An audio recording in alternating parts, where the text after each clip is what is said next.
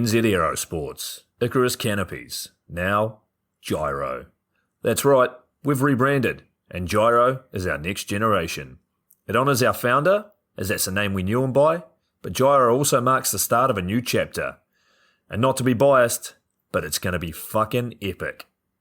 Long story short, we're more us than ever, so if you're new to the sport, or even a Sky God Ninja Turtle, welcome. I think our valiant leader Lucy, Gyro's daughter, says it best. And we still got that fuck yeah attitude.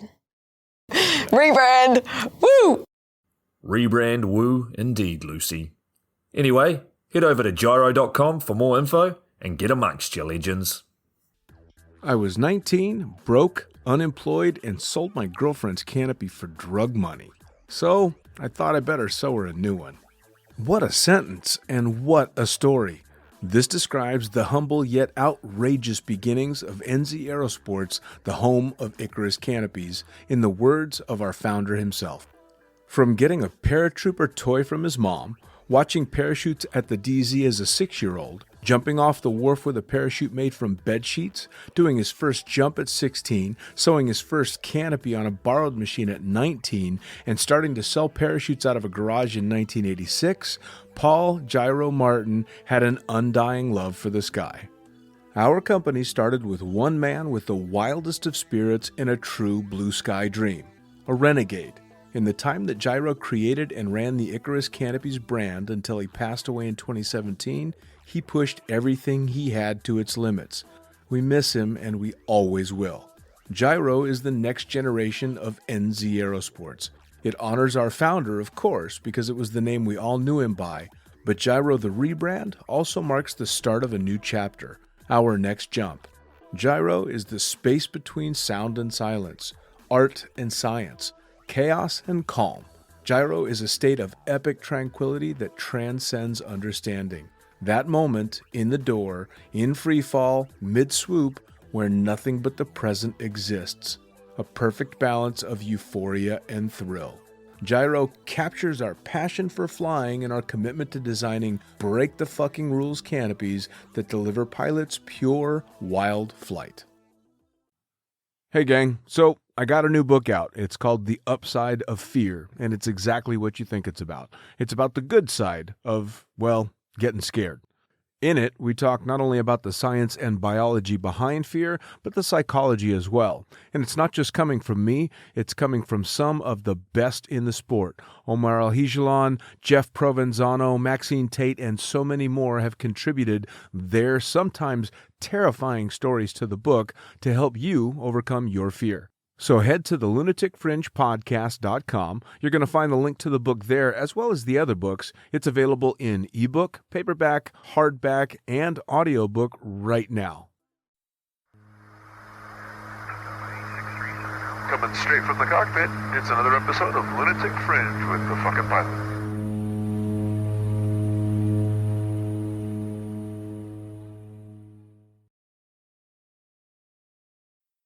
Ready, set, go! All right, back in the can for another edition of Lunatic Fringe, Into the Void, and straight into it. Who the fuck are you? What do you do?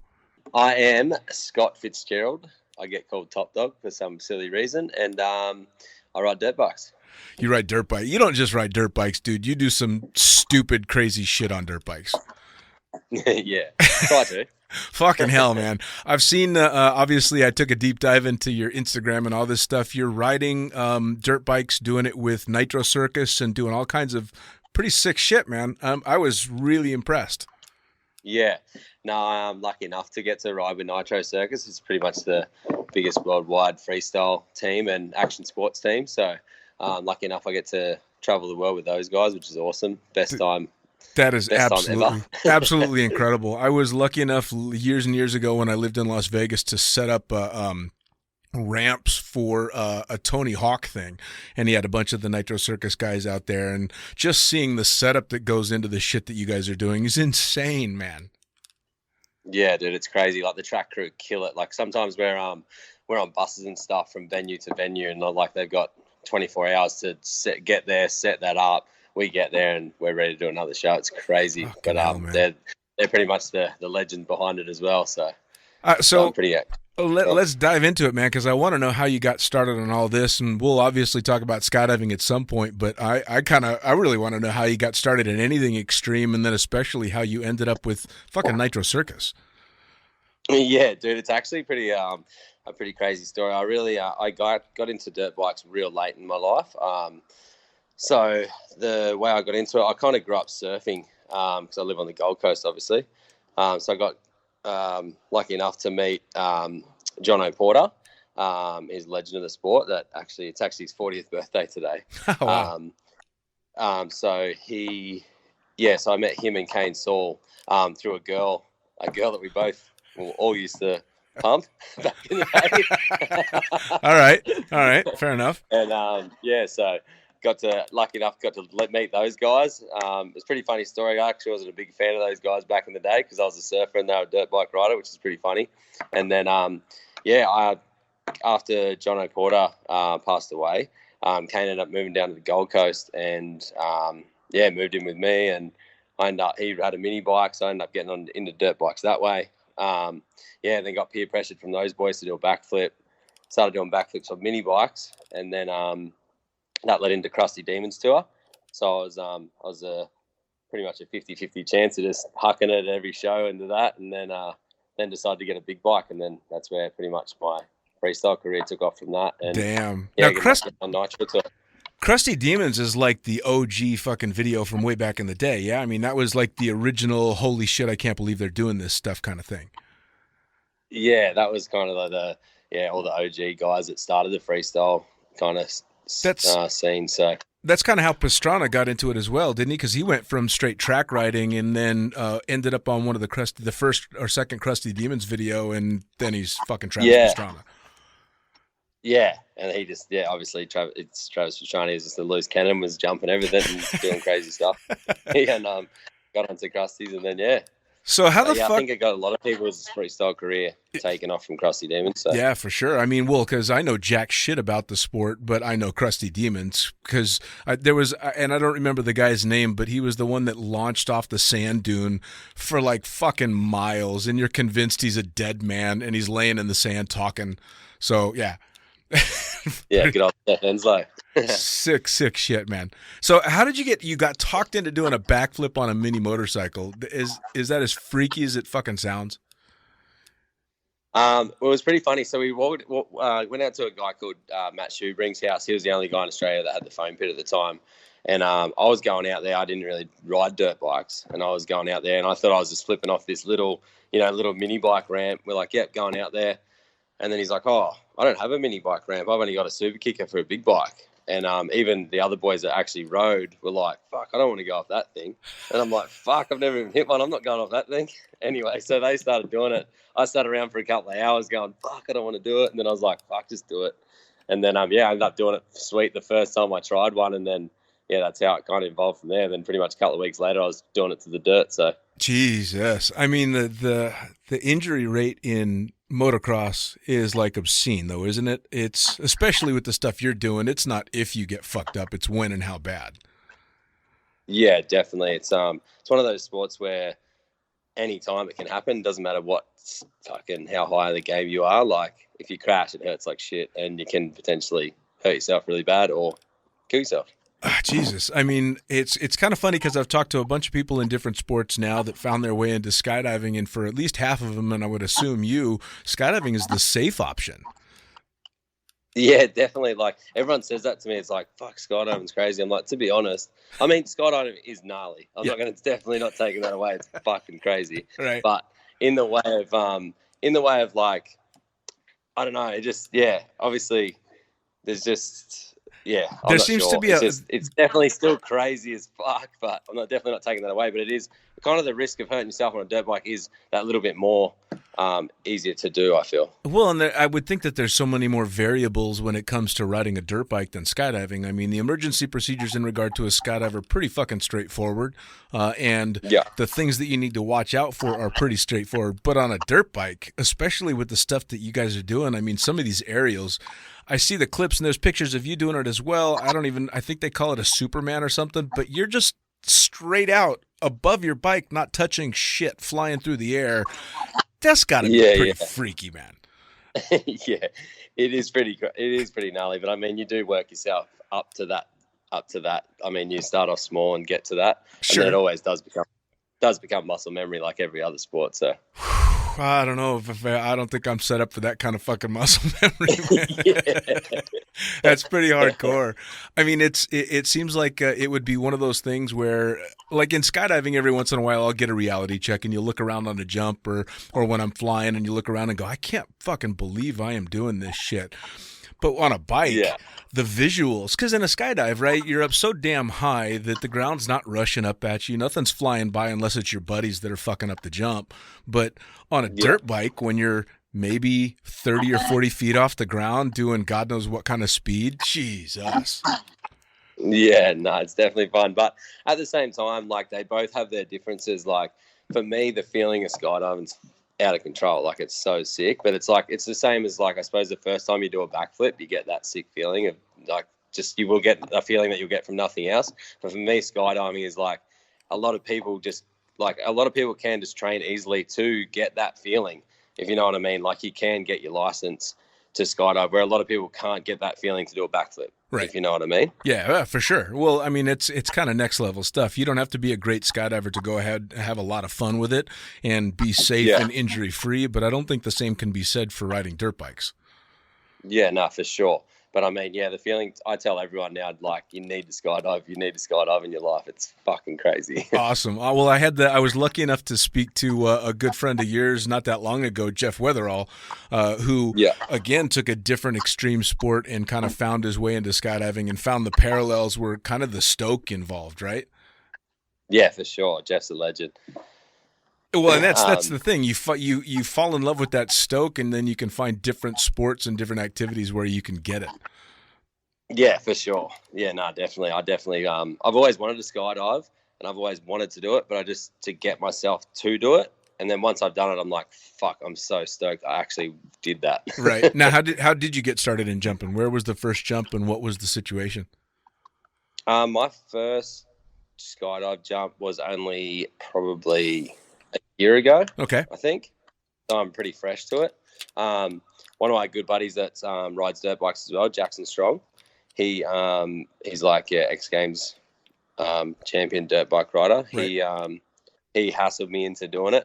Because I said to him, because he did his, and then I was like, fuck, I've always wanted to do it. And then one day he goes, oi, I'm like, just book me, just fucking book me in. Let's just do it. And then next minute we're in Marooa, in just about 2 hours from Canberra. Okay. Doing the thing there, which is really cool. It's you get to stay there.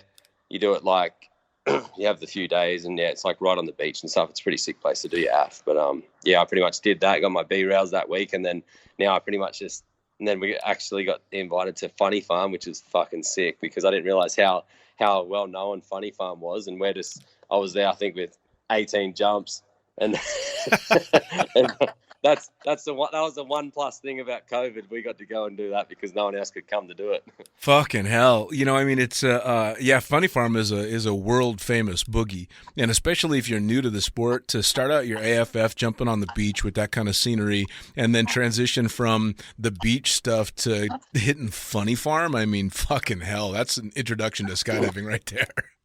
Yeah, dude. I still obviously, because I was new to skydiving, I didn't have a clue about Funny Farm. I didn't know what it was. All I heard was it was mad out there. And then now still we're at the fire, and there's dudes that have been skydiving for 10 years, and it was their first Funny Farm. This one just gone, and I'm like, fuck, feel real grateful to actually get to go there.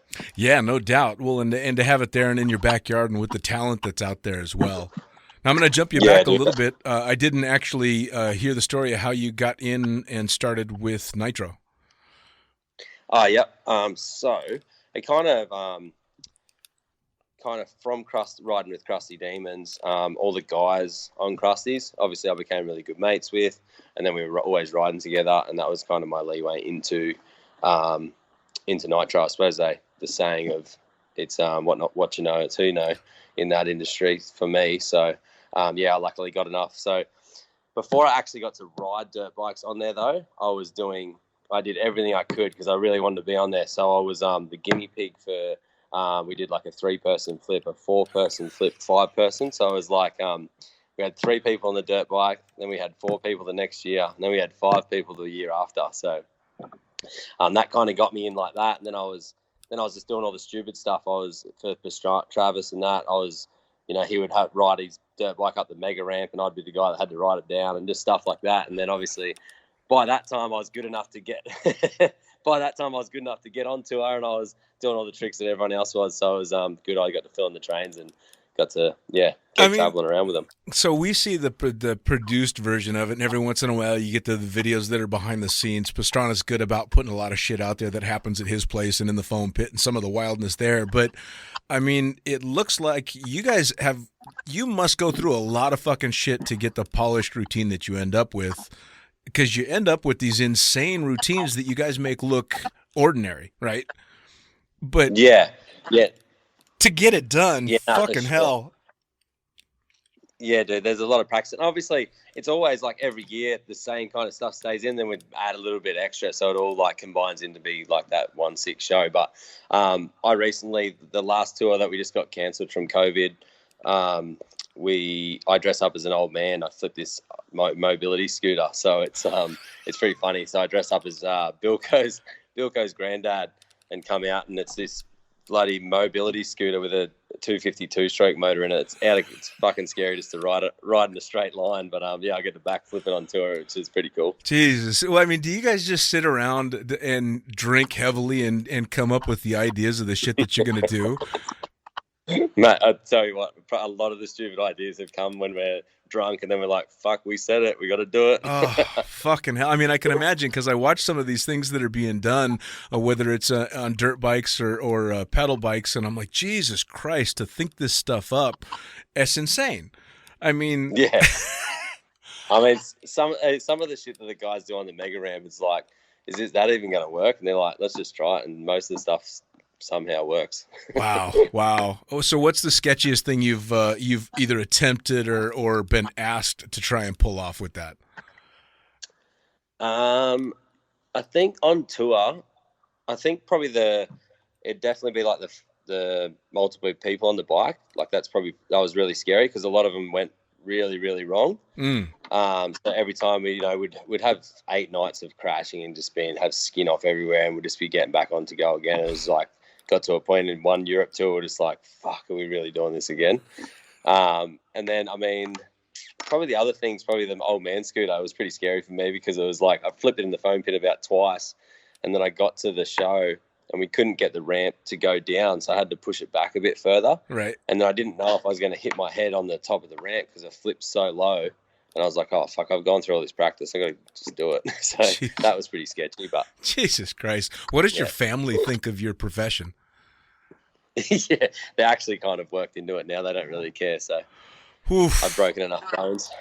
Yeah, I mean, I'm guessing you've spent a fair amount of time in emergency rooms, but you seem to be walking in a straight line anyway, so it doesn't sound like it's been anything too horrible, has it? Nothing too crazy. I mean, I broke my leg a fair few times. I've broken both my collarbones.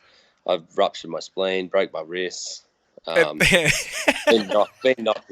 knocked out a fair few times, but yeah, there's nothing damaged enough to make me walk with a limp or anything, so that's good. I love that list is what you consider a mellow injury list. Yeah. That's pretty good, man. So you get started with your skydiving and you have an absolute blast on that first jump and decide you want to go through with it, but you're still super fired up. Like, how many jumps do you have now? 71. Okay, so you're still super low time, which means you've just got this incredible energy to go out and play. But yeah, I guess I'm trying to figure out where that comparison would be. You said that you kind of get that same fire out of doing the backflip on a motorcycle, but do you ever find in free fall, because you do all this other stuff, that you're like, all right, this is actually kind of chill? Or are you already going balls out on your skydiving? No, I kind of have tried to be. I've been doing stuff that I probably shouldn't have been, but I mean, I feel like the best thing about skydiving for me is it's one sport that you cannot stop learning in. I feel like it's just there's nothing better than a sport that you can just keep learning. So, yeah, I mean, I've kind of just got to that point now. I'm over just fucking around. I just want to, like, one thing about Funny Farm, I suppose, was I kind of didn't care. I was like, I don't care about learning shit. I'm just happy to jump. Like, it's sick. It's a sick rush already. But then you get to farm and then, like, everyone's going out on these fucking groups with, like, 17 angles and shit. And you're like, can't go on it. And you're like, fuck this. I need to learn that shit. So I'm just at that point now where, I mean, I have done, like, 7-way angles and stuff, but just, like, the stuff that those guys do is fucking out of control. Right. Well, and that's the cool thing is, you're right, being able to continue to learn. I mean, fuck, I got 25 years and a little over 10,000 jumps in the sport, and I'd say probably 3/4 of the skydiving community can outfly the shit out of me. So I've got lots of learning to do. But that's cool, right? Because, I mean, how can you get bored when you've always got something to learn? Yeah, definitely. So I mean, that's the same thing as with skydiving now. I suppose you probably grew up in the bit where you didn't have iFly, you didn't have the wind tunnel. No, I mean, so you're like full OG of like, just learning. You would have spent more time in the sky and learning your own shit. Whether there's all up and comers that spend 30 grand on the tunnel and they're doing gnarly shit straight away. Oh, of course, yeah. But I was lucky in that I started jumping in Las Vegas, which, funny enough, had one of the first wind tunnels in the U.S., but it was a low-speed, low-power wind tunnel, so you had to wear these big-ass baggy suits to be able to fly around. So I got really good at flying cloth. but not necessarily Yeah. flying my body. So I still had to go learn one jump at a time, which Yeah. Okay. I mean, I'm constantly blown away with how amazing the skill level is with most of the jumpers that start now that have access to a tunnel. And I don't take away from their skill whatsoever, but I still do kind of. I pat myself on the back a little bit because I get to say, yeah, I learned it fucking 45 seconds at a time. Yeah, for sure. I mean, for us, it's more so like the guys that didn't grow up with foam pits and they just had to huck it to dirt. Like, fuck, it's fucking way gnarlier than anyone that had to go through a foam pit and got to learn it before they had to go to dirt. So. Oh, absolutely. But I mean, I love the fact that the tunnels have become what they've become because the level of skill and the shit that people are doing nowadays is at a level that 25 years ago I never would have imagined. You know, I mean, I'm seeing shit that just was the stuff of dreams, you know. Same with dirt biking, you know. I mean, you guys are seeing shit that you just couldn't have imagined when it all got started. Yeah. Yeah, no, for sure. Definitely the sport wouldn't be where it is at if it didn't have foam pits or airbags. So. Yeah, for sure. Now, having just come back from Funny Farm, I know lots of people listening fucking hate you right now because most of them are either barely jumping or have certainly no boogies to go to. So how out of control did it get this year? Well, I haven't seen it from the years before, but it's a mad time. It's just like everyone there is a dead set legend. Everyone's there to jump out of planes. Everyone's there to have fun, and we party. Well, I definitely did party every night, but the best thing about it is every night you party and there's always someone back at the fire. Not everyone goes home that night, so it's pretty cool. Yeah, for sure. Now, I was told by Jeff that I had to ask you a couple of questions, and I think I already told you, but he asked me told me I need to ask you about tearing yourself a new asshole. Yeah. So I obviously I'm pretty new to the sport, so I'm not the best on me flaring that day. So I came downwind. With the wind change when we were up in the plane. Anyway, it was pretty strong wind, and it was so we had to land downwind. Anyway, I obviously didn't flare properly and I had to skid on my ass, but I only had this like real thin jumpsuit on with just boxer shorts. And anyway, I got up and I'd ripped pretty much half my one side of my whole ass cheek, all up nearly ripped myself a new arsehole. Oh, from a downwinder with a shit flare. Yes.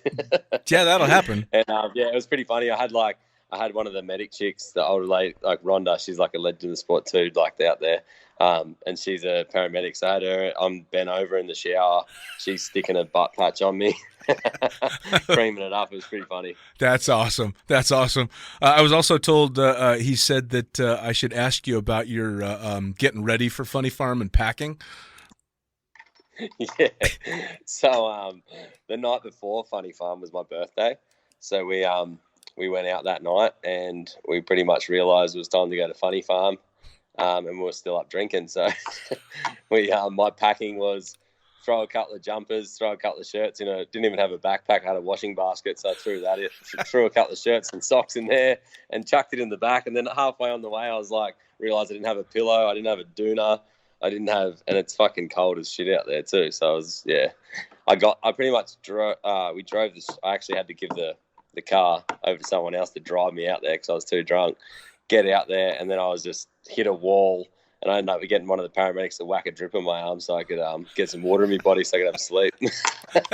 That's fucking perfect. Hey, dude, you fit right into skydiving.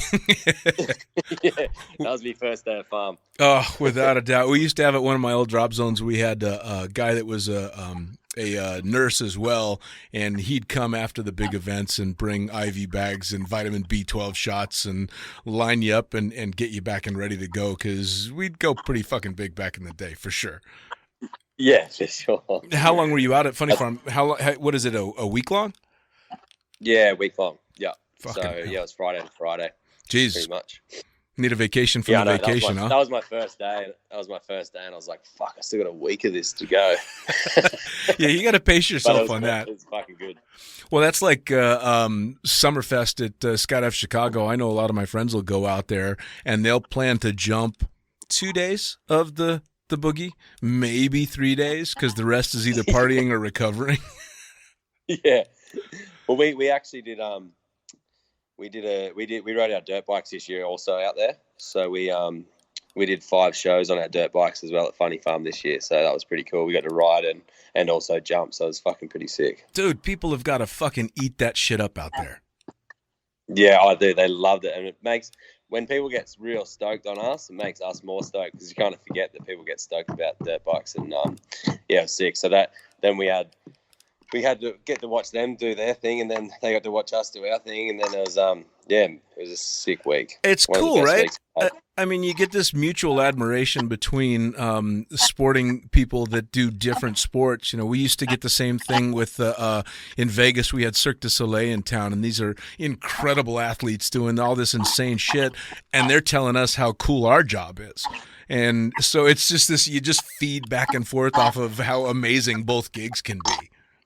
Yeah, for sure. And it's crazy. It's like when there's like same thing with the both sports, and it's like we're like, fuck, we're just the same. You party, and you're just like, we're just the same country, just there's different shit. Yeah, no shit. Well, and I think it's a lot of the so-called extreme sports communities, with the exception of maybe like surfing. I don't know if surfing is as tight because it's a get off my break kind of thing. You know? Yeah, for sure. A little bit more territorial, whereas skydivers just want more skydivers to come play with. And same with, well, maybe not with climbers, but with a lot of the extreme sports. And dirt biking, I would imagine, is exactly the same. You just want more people to play with.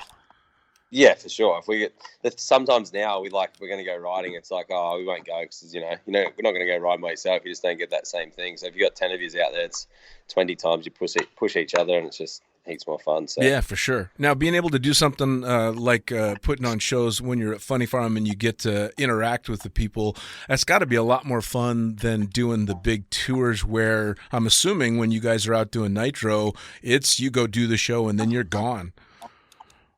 Pretty much. Like, depends what tour it is. I mean, like sometimes in Europe when we're just bank to bank, stop to stop, we're just on a bus traveling to the next state, next event, wake up at the venue, do a show, back on the bus. Where, I mean, some Australian tours, we're there for the whole weekend, so we get to do the show 2 nights, and then we get to stay there for the weekend and party and do whatever we want. But I mean, the Europe bus tours are sick as well, because we have buses with all your mates, and you just get on, party on the bus, and wake up and do it again the next day, which is pretty cool. I mean, that's got to be pretty fucking rock star style, right? Because people go ape shit for, guys and girls go ape shit for the motocross stuff. Yeah, for sure. Like that, you kind of forget that. Like, it's crazy because even the free, sometimes now we do a show somewhere. Some people are like, well, I've never even seen that before, and you're like, what do you mean? It's been like, it's kind of like coming. Not saying that freestyle is it's dying, but it's just like it's not back to how it was. You know what I mean? It's like it's coming to the end of, like, obviously the progression and stuff's getting to that stage. So it's just it's weird in that way that some people haven't even seen freestyle before.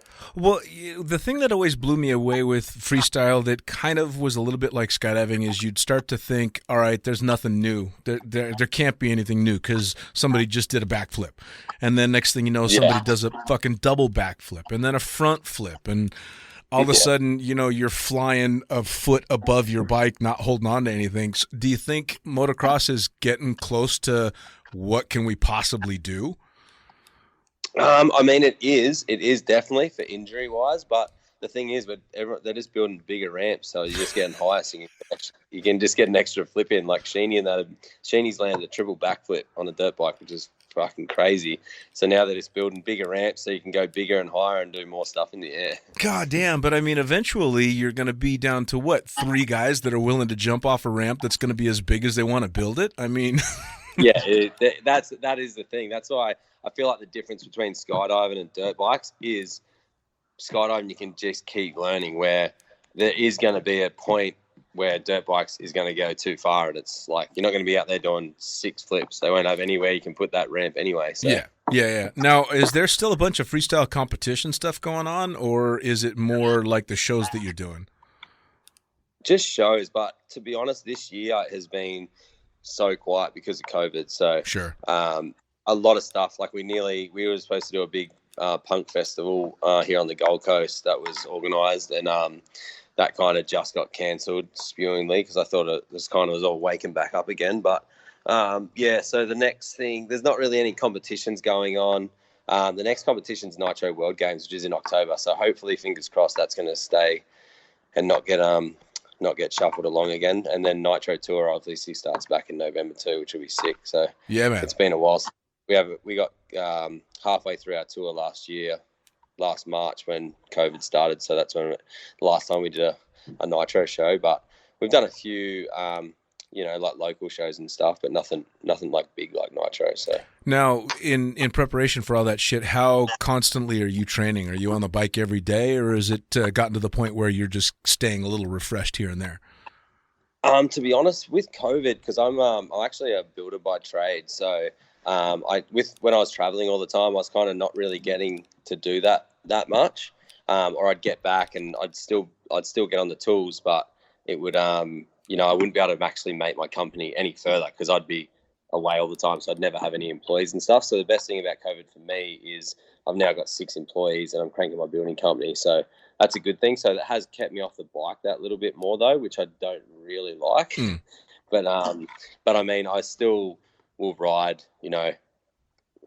I won't go more than a month without riding, just so I can keep up my tricks and stuff like that in case I ever do get a show. Sure. And for training wise, yes, I am in the stages of training for. I really want to do Nitro World Games, so pretty much giving up the beers. I'm having one tonight, but fair enough. I'm about to give up the beers so I can focus on that and try and get into that because it's going to be a local event in Brisbane, so that'd be pretty cool. I'd be stoked to get an invite to that, and especially on home turf, yeah, for sure. So me and a few of the boys are working to try and get into that, and it'd be sweet. Hopefully, it goes ahead and we don't train our ass off and it gets cancelled. Sure. Now, how is it balancing? I always call it the real world because that's the way I look at it. How is it balancing a career and a business in the real world and doing all this other stuff? Are you having to shift mental gears, or are you the same guy doing the business stuff as the guy that's on the back of the bike, or are you having to put different hats on, so to speak? I've kind of put different hats on for my business. I kind of, for business wise, I don't know. I'm kind of a little bit of a different person, to be honest. Yeah. Obviously, I'm, just kind of real serious and try and take my business seriously, obviously, because it's a bit more of a different profession. So sure. Now, do you find that I always found with skydiving, because it's a relatively obscure sport, obviously people know about it and they see tandem videos and all that shit, but they don't know who the players are in skydiving if they're not jumpers. And I'd imagine the same goes with motocross. But do you find you'll have people in the real world, so to speak, that have no idea who you are and what you do, and you tell them and they lose their shit? Yeah, no, all the time. It's pretty funny. Like, especially if they find out that I ride dirt bikes and they look at my Instagram from work. If I'm building a house or doing renovations, they'll be like, "What the hell? I didn't even know you did anything like." Yeah, and then that's cool, right? It actually makes it good sometimes because you end up getting closer friends with them somehow and making the job a little bit easier sometimes. Yeah, for sure. Well, and if nothing else, it takes a stiff relationship and loosens it up really quick if they ask, "So is this all you do?" And no, I do this, that, and the other thing. And they're all of a sudden they're like, "Holy shit!" It's kind of like wearing a button-up long-sleeve shirt and nobody knows that you've got sleeved-out tattoos, and then they see you in a tank top for the first time. Yeah, very true. It's kind of cool. You get to take off both of those hats. But do you find that, or have you found that in working in the business side of things, if people know what you do outside of that you have a tough time being taken seriously? Because people think us skydivers are a little mental. Yeah, I'm not sure. I haven't really thought about it, to be honest. But, it's kind of hard. I mean, for my business, it's kind of, if people don't know that, a lot of people don't really know before they hire me anyway, because it's in that industry. And then if anything, I'm doing stuff for friends. So yeah, fair enough. It's not too bad. I've been lucky. I haven't dealt with the real world in a long, long, long time. So I have no idea what the real world would think of me. I don't fucking go there. So with skydiving now, you're super low time, but have you got your eyes on a direction that you want to go, things that you want to learn? Are you thinking you might want to dig deeper into the sport as far as like really getting into it? Yeah, well, to be honest, I want to like one of my things out of it is I want to base jump. So, I mean, I don't want to go. I'm not sure. You know how people say, I just want to do one base jump, but you do one base jump, you probably don't want to do fucking 500 of them. Right. But yeah, that's my goal is to do a base jump, and because one of my buddies that got me into obviously Jeff got me into it, and also Jacko, but Jacko just started doing it because he's fresh like me. I mean, the stuff Jeff does, we always go, fuck, it's so sick. Right. Especially jumping off of buildings and shit like that. It'd be so mad. But yeah, that's something that I want to work towards. But then, like I was saying earlier, just with the going with groups that, that do shit, that I want to like be able to go on that group, you know what I mean? Because I don't want to be, I've started to be like sitting in the corner going, fuck, I can't go with them. I want to go with them. But yeah, so I kind of want to work towards so I can just keep progressing and going with different groups and learning new shit. Nice. Well, and I know it sounds to me like you're taking a wise tack in regard to how you want to go towards base jumping, because if you're actively jumping and trying to learn about skydiving, but you haven't started base jumping yet, it tells me maybe you learned some lessons through motocross and surfing and all that shit that, I should probably figure out what the fuck I'm doing before I push it harder. Yeah, learn how to flare for starters. Yeah, and not tell yourself a new asshole. You certainly don't want to do that on a fucking base jump. Oh, man. Well, and having, it's a similar mentality, but I'm guessing there's a bunch of skydiving that crosses over with the people that are riding dirt bikes and stuff, because it's a fucking fun sport. And Pastrana's a known skydiver, and he's done some really stupid shit. Yeah. Well, that's the other thing. Like, even I remember when did you ever know Eric Rona? I know the name. Know the name, yeah. So he used to be on tour. Yeah. And he used to be really good. Like, he used to base jump into our shows and stuff like that off the top of the stadiums, which was sick. And then like Trav and Sheeny and them, they'd go, it would be in Europe and they'd be packing their chutes and they'd be going, and I'd just never even thought, but now I'm like, fuck, it'd be so sick that I'd be able to go overseas and jump with them, so it'd be pretty cool. Yeah, for sure. Well, and obviously I've been lucky enough to get to know some of the top guys in base jumping and wingsuiting and all that stuff, and I was, back in the day, my time to go out and make a base jump, I was just about to be a dad, and I decided, all right, that's a line I don't want to cross, because if I make that one jump, I know I'm going to fucking love it, and I don't want to love it now. It's something I can't do, so I just never made that jump, and now I'm fucking old and broken, so I don't it's not going to happen now. I was just about to ask you, have you done a base jump? Yeah. Did you want to, or you just, obviously because you're about to be a dad, you just kind of? I really wanted to, and knowing that I was going to be a dad, I was kind of holding off. And then I got hired by a buddy of mine at the time, a guy by the name of Will Forche, who did videos that were called Lemmings, and it was a bridge day. And he asked me to shoot the landings portion of this video that he produced. And so I spent the whole day standing down at the base of this bridge watching people fucking pound in everywhere, hitting trees, hitting railroad tracks, hitting the water, hitting fucking rocks. I mean, just destroying themselves. And I left bridge day going, I'm never doing that shit. Yeah. I mean, that's the thing. It's like, that's not a sport that you can just fuck around with. No, it's, no. Well, and again, it's next level too, right? I mean, it's progressed so much. So now I feel like I could probably go out and make a few base jumps that I could do safely and go through a proper base course with all these people that are out there. But back then, it was literally, I mean, yeah, sure. Dude, they were jumping skydiving rigs off the bridge. You know, so yeah, this is way back before it was as anything accessible as it is now. So if it was like it was back then, if it was like now, I'd probably be a base jumper, but not now. Yeah, for sure. Yeah. And again, a lot of different directions you can go. But again, it sounds like you're being kind of smart and using previous lessons. Yeah. Which is good. So how long do you think you can keep up the dirt bike stuff before the body says it's time to slow it down?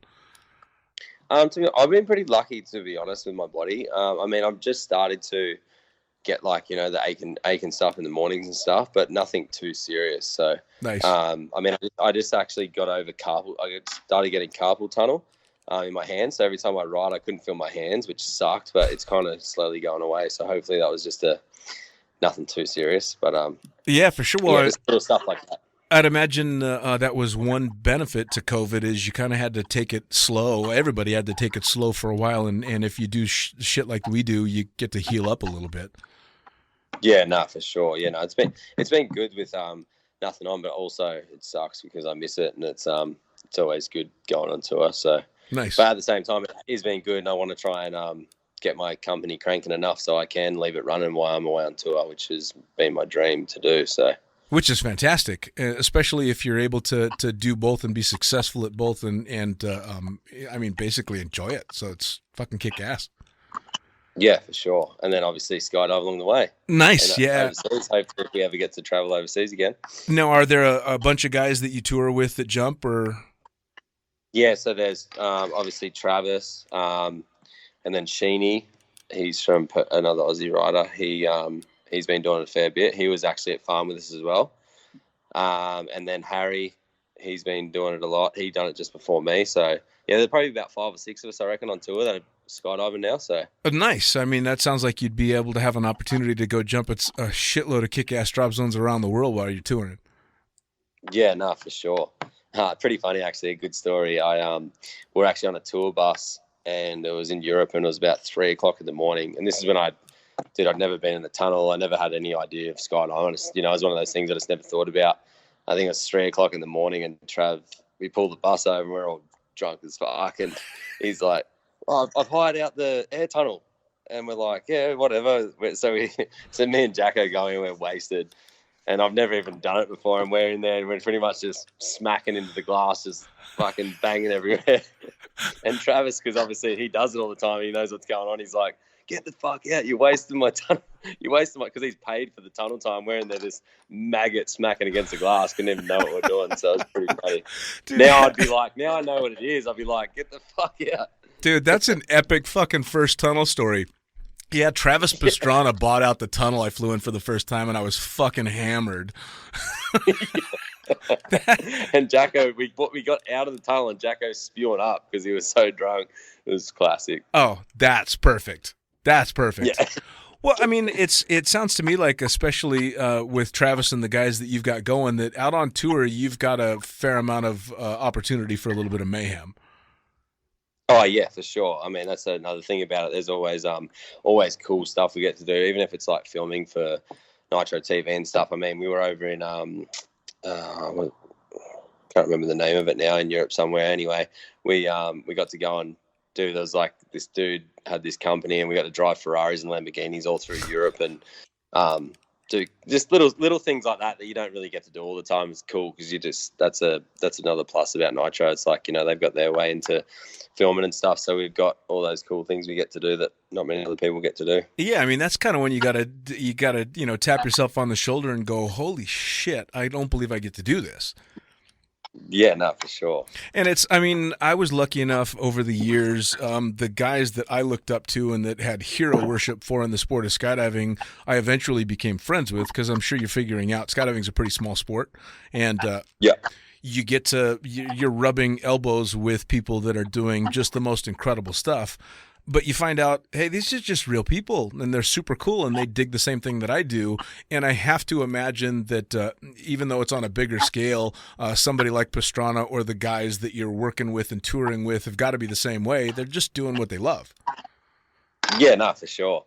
It's good. It's like everyone loves what they do, and yeah, no, it's sick. And everyone's like same thing. It's like in the skydive, I feel like in the skydive world as well, it's kind of like all the dudes that are like killing it, they're still legends, and they don't really care. That it's like everyone's just a good mate, and they're happy for everyone to be there, which is a cool thing, I think. Oh yeah, man. I mean, I've had the opportunity to have him on the show a number of times and become friends with him over the years. And Omar Al-Hijalan was just put into the Skydiving Hall of Fame.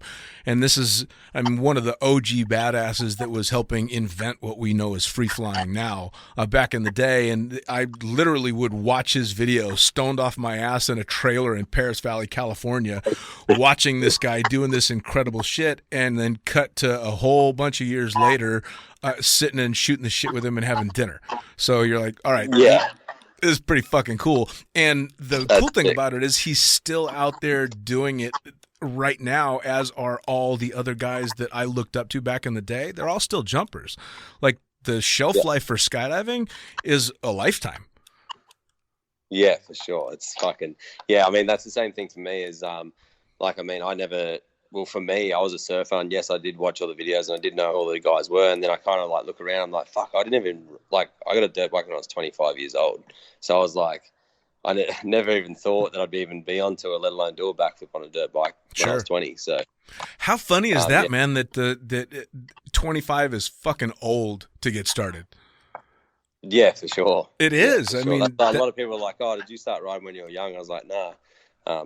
I seriously. I mean, I always wanted a dirt bike when I was young. My parents just weren't wealthy enough to buy me one, so I had to wait and buy my own. But by that time, I was into surfing, and I didn't really care. And then, obviously, slowly moved in. How hard were you going at the surfing when you were young? I loved it. I wanted to be good at it, and I tried to be good at it. I mean, I can surf, but it was never going to take me anywhere. Fair enough. Yeah, I feel exactly the same way. I absolutely love it, and I completely suck at it, and I've got scars from it. Yeah. So it's something that I get to enjoy and know that I'm just never going to be really any good at it, which is fine with me. Yeah. I'm fine with that. I mean, I can surf, but I can't say that I'd ever. It definitely wouldn't take me anywhere. Yeah, fair enough. It was funny when I got to talk to Jeff, and he was saying that he had a shot to take it all the way, but he just began hating it because it just became a job to him after a while. And I'd say maybe that's the benefit to your starting later in life on the bike is you knew that was something you wanted to do, so you pursued it instead of just doing it since you were a kid and forgetting why. Yeah, no, for sure. See, that's one good thing about obviously also me, like getting into it late and obviously not getting on tour, where a lot of the boys, they've been riding since they were 2 and they got to be on tour since they were 16. So it's like they never got to do the real job thing too, which is a big difference, I feel. Sure. So like I was always like, fuck, and they're like, but the funny thing about that is I was always say they'd get over it a little bit earlier than me, because I'd be like, fuck, dude, we're on tour or whatever. But at the same time, doesn't matter what you do. Like even after 3 months of tour, you're like, oh, I want to go home. And then the day you get home, you're like, what the fuck did I want to come home for? Yep.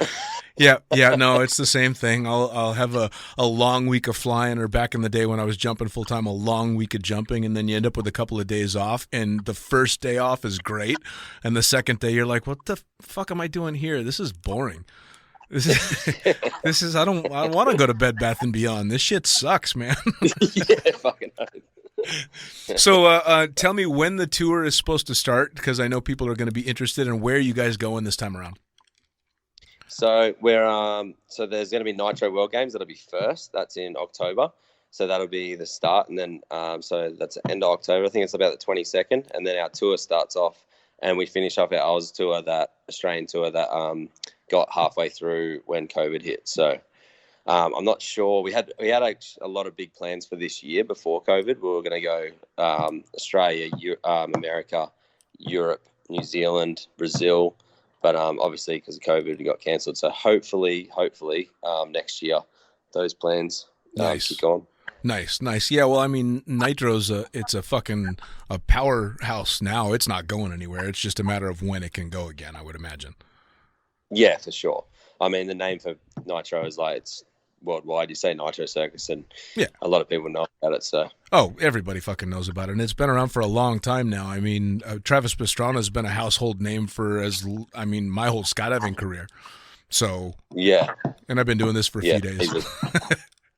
He's still a loose cannon in that case, and a legend. So gotta love it. Now he'll keep it going for as long as he can. Oh, absolutely. Now, how do people track you on social media? How do people find out what you're about? How do they see the same images that I saw that got me to go, I got to fucking talk to this guy? Yeah, so my Instagram is, because my nickname's Toppdog, so my Instagram's at Toppdog, but it's with a double P if you want to watch the stupid shit I do. And, yeah, other than that, Facebook or... Nice. And what's the home drop zone? Where can they find you in the air? Yeah, so home drop zone for me is Byron Bay. Nice. Not a bad spot. Yeah, no, it's a real good spot. I mean, you jump out and you're over the beach the whole time, so it's pretty cool. Yeah, that doesn't exactly suck as far as a place to learn. No. Nice. Well, I'll tell you what, Toppdog, I cannot thank you enough for taking the time to sit down with me. I've been wanting to try and get you for a while, and I know you had Funny Farm and all kinds of other shit going on, so I really do appreciate the time. No, legend. Thanks for asking me on here. All right, man. Cheers, brother. We'll see you. My brother, thank you.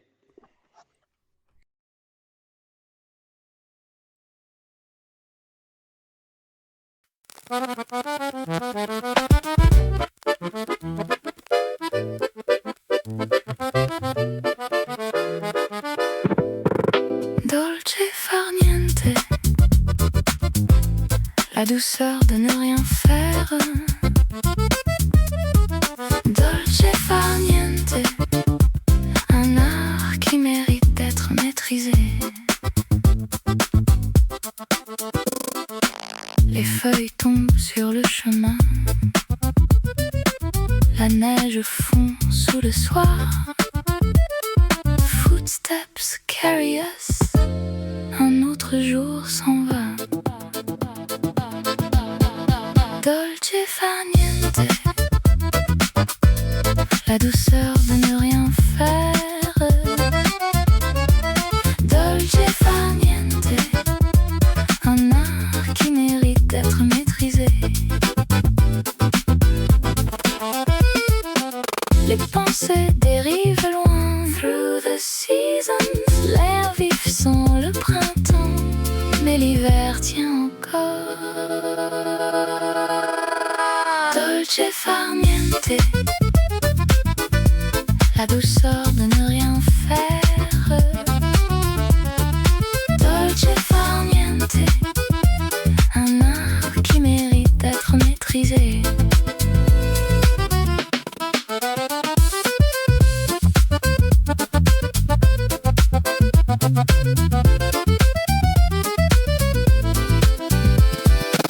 Les pensées dérivent loin. Through the seasons, l'air vif sent le printemps, mais l'hiver tient encore. Dolce far niente, la douceur de ne rien faire. Dolce far niente, un art qui mérite d'être maîtrisé. Un jour, un mois, une année, marked only by memory. Pas après pas, on avance sur le chemin du temps. Dolce far niente, la douceur de ne rien faire. Dolce far niente, un art qui mérite d'être maîtrisé. Les pas comme des battements, le temps, l'espace, l'amour. Held in those who remain, notre chemin, notre mémoire. Dolce far niente, la douceur de ne rien faire. Dolce far niente, un art qui mérite d'être maîtrisé.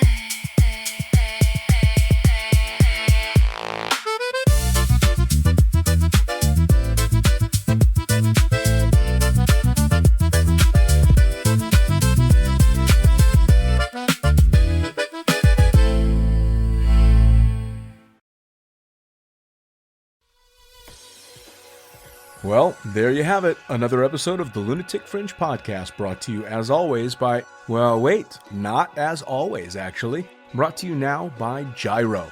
Formerly known as NZ Aerosports, you'll head to gyro.com for their next level line of canopies. By Pussfoot, the Extreme Sports Collective. Head over to pussfoot.com to check it out. By Summit Parachute Systems, check out summitparachutesystems.com to talk to Jarrett Martin and the gang about kick-ass pilot rigs, rigging courses, and more. By Flyaway Indoor Skydiving, go to flyawaytn.com and check out all the cutting-edge stuff to come. By Pure Spectrum CBD. Head to purespectrumcbd.com to check out their wide range of CBD products. And as for us, head to the lunaticfringepodcast.com to listen to any of the hundreds of episodes currently available. Hit the link for our YouTube channel, pick up your copy of the Lunatic Fringe book or The Accidental Stripper, and get a sneak peek at upcoming guests. Once again, thanks for listening. We'll see you next time.